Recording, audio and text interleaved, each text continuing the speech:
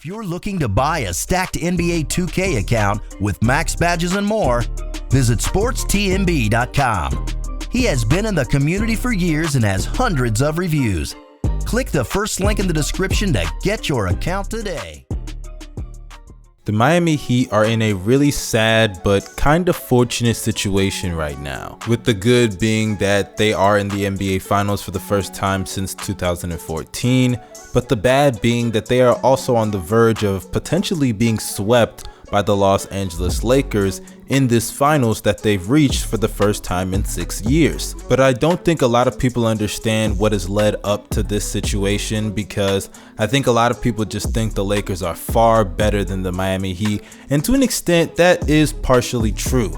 Having LeBron James and Anthony Davis on a team, at a certain point, even with inconsistent role players around them such as Danny Green, Kyle Kuzma, other players such as KCP and Rajon Rondo have stepped up this postseason. And shout out to Dwight Howard, because as a role player he's done his part. Everybody knows he doesn't have a jump shot, he's not going to make free throws consistently, and defensively he is definitely not what he was even in Houston, but they don't need him to be that good. All he needs to do is catch lobs, play solid rim protection, and just don't foul too much, which he struggles with the latter portion, and that's all you really need when you have two top 5 to 10 players in the league in LeBron James and AD. LeBron, who finished second in the MVP, and Anthony Davis, who was a top 10 candidate, and in my opinion should have finished actually top 5 in the award. Having guys like that, at a certain point the heavy superstar talent is just too overwhelming, which is what we are watching with the Miami Heat, because Anthony Davis has been amazing in this series on the offensive side of the ball. He has been unstoppable against this Miami Heat team, with back-to-back 34 and 32 point performances, and also shooting 52% from the field in game 1 along with 75% from the field in game 2. Throughout the series he's shooting 60% from 3 as well, and has not missed a single free throw.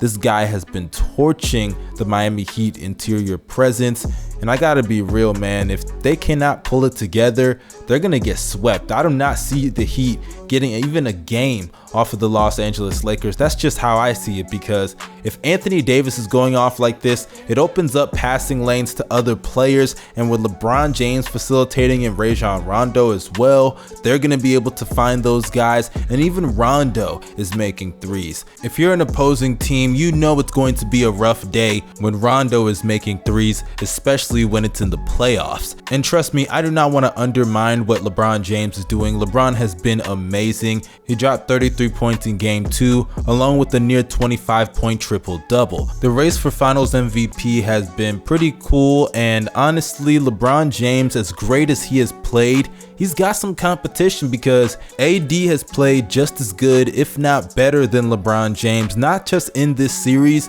but throughout this entire postseason. That's how good Anthony Davis has been, and I'm glad that he came out strong with an amazing finals performance in back-to-back game 1 and game 2. And honestly, people are gonna give him his credit for what he did for this Lakers franchise moving forward after they get this championship.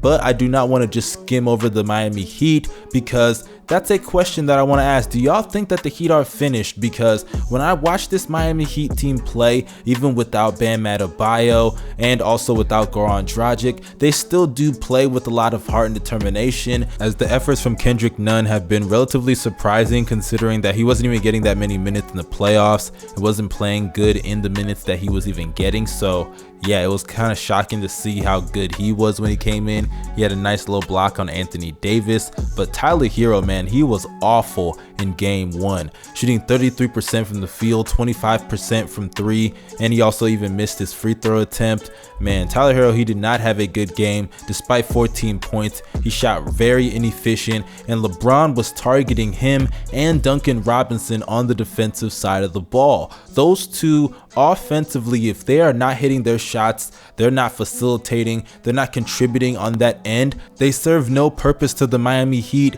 because defensively they're terrible. Tyler Hero was getting targeted all night long in game 1. Duncan Robinson as well. There were so many times Duncan Robinson would foul, whether it was on a fast break or just in a one-on-one isolation. And it's tough because him going 0 of 3 in game 1 and having 0 points, I know that really hurts the guy's confidence, especially when that's his game, because when he's not making his threes, similar to Tyler Hero, I would say it's a little bit different with Hero because he can kind of play make and handle the ball a hell of a lot better than Duncan Robinson can. But when they're not making their shots, they're just a body on the court waiting to foul somebody on the Lakers. That's really what it is. But I do think people need to understand that the injuries to Goran Dragic and Bam Adebayo were serious blows to the Miami Heat team. The Miami Heat's 3 biggest pieces are Jimmy Butler, Bam Adebayo, and Goran Dragic. Or at least in my personal opinion, those are the 3 best players on the Miami Heat team.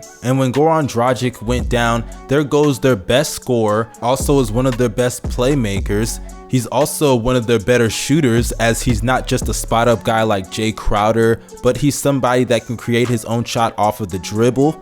So yeah, there goes a shooter, and arguably their best one considering his versatility as a shooter. But then to make matters worse, you lose your best defender that can defend all 5 positions. Man, that is very tough, because the margin for error was already slim going into this series, as most people had the Lakers favored to win the NBA Finals. So to see 2 out of their top 3 players go out with an injury in the first game, man, it's really depressing, and it sucks to watch, not just as an NBA fan, but you know, just as a human being. Injuries really suck, bro, for real. But for those who do not know who I am, I do not believe injuries are a legitimate excuse to lose an NBA championship or to lose a playoff game or a playoff series. It is what it is. Injuries happen. Now, are there reasons for you losing? Yes. And it doesn't mean we're going to hold this against Jimmy Butler in a major way, because I sure as hell will not. Jimmy even played well in games 1 and 2, as he scored over 20 in back-to-back games. So as far as I'm concerned, Jimmy Butler will not get any blame for them being swept. Many players have been swept. LeBron James was swept in the NBA Finals before. Magic Johnson was swept in the NBA Finals before. And considering that they weren't even expected to get there in the first place, even if they were healthy and got swept, it's still an accomplishment that they were even in the finals in the first place. But that concludes this video, you guys. Before I wrap it up, I would like to shout out my social media accounts. Make sure you go and follow me on Instagram and on Twitter. The links are in the description down below, and the profile name should be on the screen right about now. Also, make sure you check out the Overtime podcast. The links are in the description down below. For our channel, the card should be popping up on the screen right about now. If you enjoyed this video, make sure you give it a thumbs up, and also comment your opinions down below. I will interact with as many people as I can. If you enjoyed the content, hit that subscribe button and push that bell for post notifications. This is your boy Young Mustard signing out. Stay safe and please wear a mask. Peace.